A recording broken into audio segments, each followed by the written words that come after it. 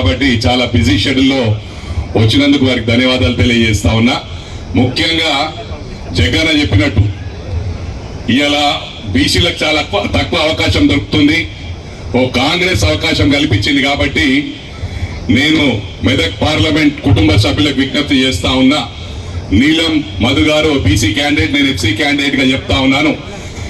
మిగతా ఇద్దరు కూడా ఫార్వర్డ్ క్లాస్ సంబంధించింది కాబట్టి ఎట్టి పరిస్థితిలో ఈసారి బీసీకి అవకాశం ఇవ్వాలని చెప్పి కూడా మీ అందరికీ మనస్ఫూర్తిగా విజ్ఞప్తి చేస్తా ఉన్నా. ఇది కాంగ్రెస్ గడ్డ, అదేవిధంగా కాంగ్రెస్ అడ్డా అని చెప్పి కూడా ఈ సందర్భంగా తెలియజేస్తా ఉన్నా.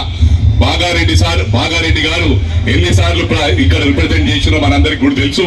అదే విధంగా ఇంద్రమ్మ రాజ్యం మళ్ళీ వచ్చింది కాబట్టి తప్పకుండా మెదక్ లో ఇంద్రమ్మ గారు మరి ఎంపీగా ఇక్కడ నుంచి పంపించాం కాబట్టి ఎట్టి పరిస్థితిలో ఈసారి నీలం మదన్నకు అవకాశం ఇవ్వాలని చెప్పి కూడా ప్రతి ఒక్కరికి విజ్ఞప్తి చేస్తూ, మేము నిద్రపోయే ప్రసక్తి లేదు, మీరు నిద్రపోయే ప్రసక్తి లేదు.